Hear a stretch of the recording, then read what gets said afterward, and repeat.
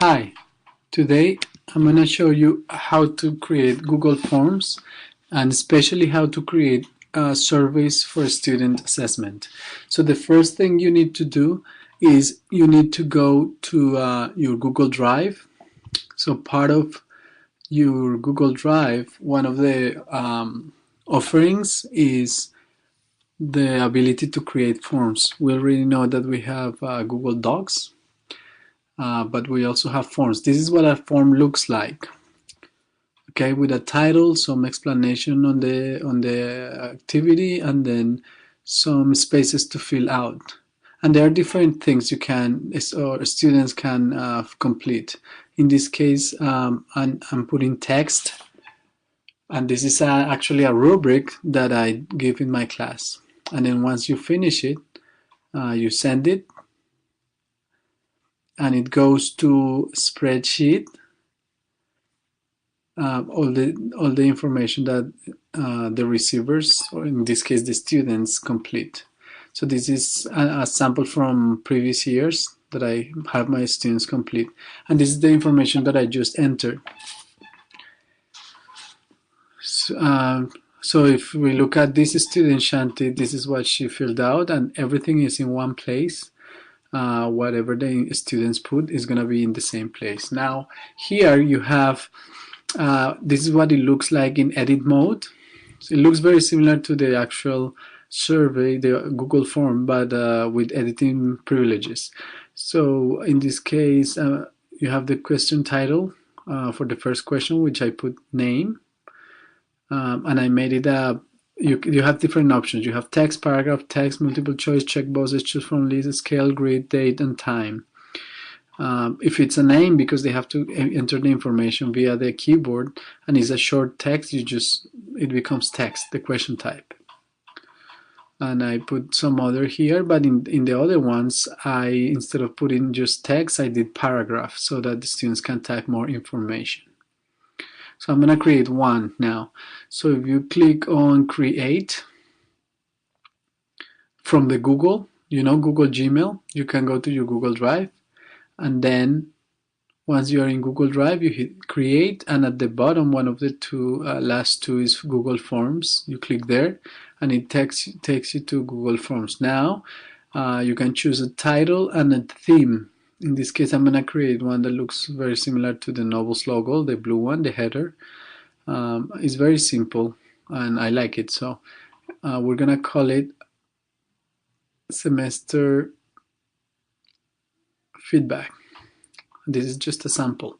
So you hit OK, and then you have your title there, and you have a question title, and you start changing it and creating more. So in this case, I'm going to put space for the name, and I'm going to make it a text, not paragraph text, because paragraph text takes more space, but this is just for the name, so I just input text.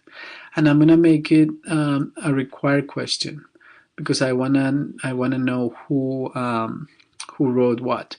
Also, you can make any question required question, and there is not a limit on how many questions can be required or not.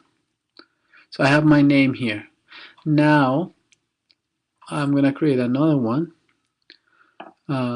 This is a question that I want my students to answer, and it's gonna be, the question type is gonna be a paragraph text, and the question was, how did you feel this semester? And I can choose to make it a required question or not. In this case, I'm not gonna make it a required question, and I move on to the next one. So for this, I'm gonna use the choose from a list, so I can kind of quantify what the student is, or the student can quantify what I'm asking them to. So in this case, the question would be, in a scale from 0 to 5, 0 being the lowest, how do you assess your ability to communicate in Spanish or in French orally? And because this deals with numbers, I'm not going to use the question type text. I'm going to use the question type choose from a list. Okay, but you can also do checkboxes. You can do a variety of things, multiple selection. So in this case, because I asked in a scale from 0 to 1, and I want my students to pick one. For each space, I'm gonna create one number. So 0, 1, 2, 3, 4, and 5. And this is the list that the students are gonna see. And I'm gonna also make it a required question. So then I hit done, and this is what the question would look like. And then the last question would be, so please explain the reasoning for your choice, for your previous answer. And in this case, I'm gonna add paragraph text because they have to type a longer essay or input. Okay, and then I'm gonna have the students do another paragraph answer or another long answer. In this case, I'm gonna ask, how do you grade your daily participation? And again, I'm gonna choose the paragraph text so that they can type a long answer. I'm not gonna make it a required question, and I'm just gonna hit done.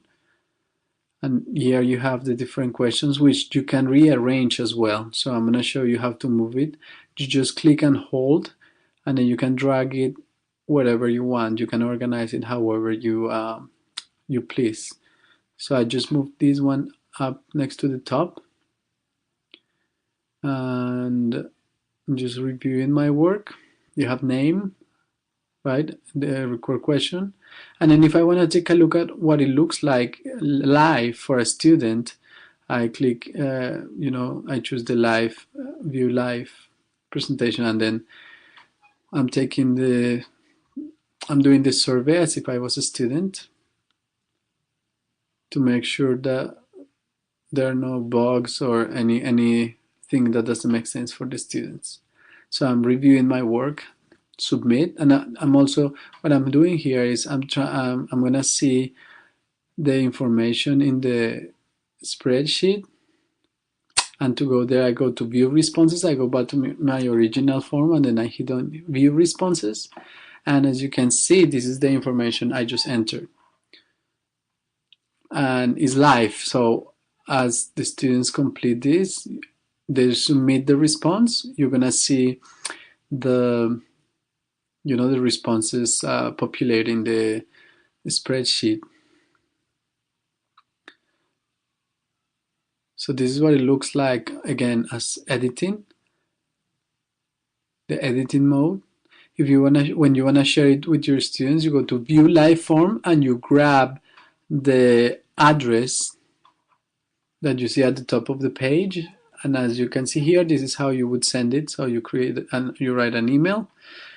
I'm gonna call it to complete survey, and then I paste the address of the live form and I send it.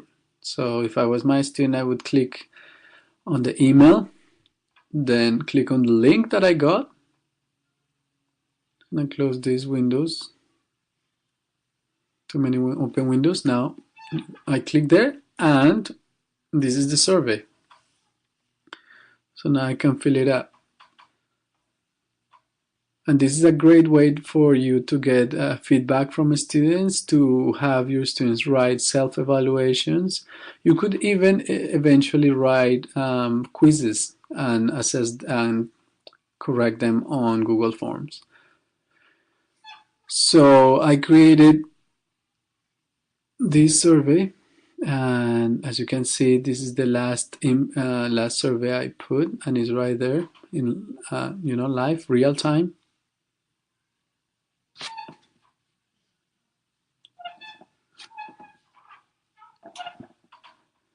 And I'm going to show you,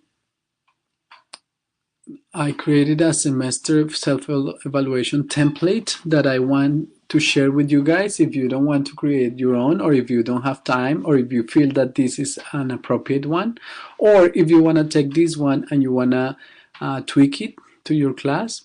So here I have daily participation. So the students have to type something about their daily participation and then a grade. For each of the categories, they have to type, and then they also have to give themselves a number. If you want to keep it in your own Google Drive, you go to File, then you click on Make a Copy, and that's going to copy this survey or this document into your own Google Drive. Because if you fill this one, then it's going to show up in mine.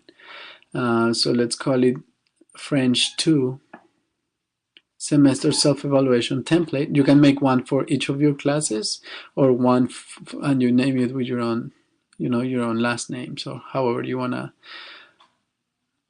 you change the name, and as you see at the top, you'll see the French 2 semester evaluation, because this is the copy that I made from the template, from the previous semester self-evaluation template. And you can see the original self-evaluation template. And that's it. Thank you for your attention.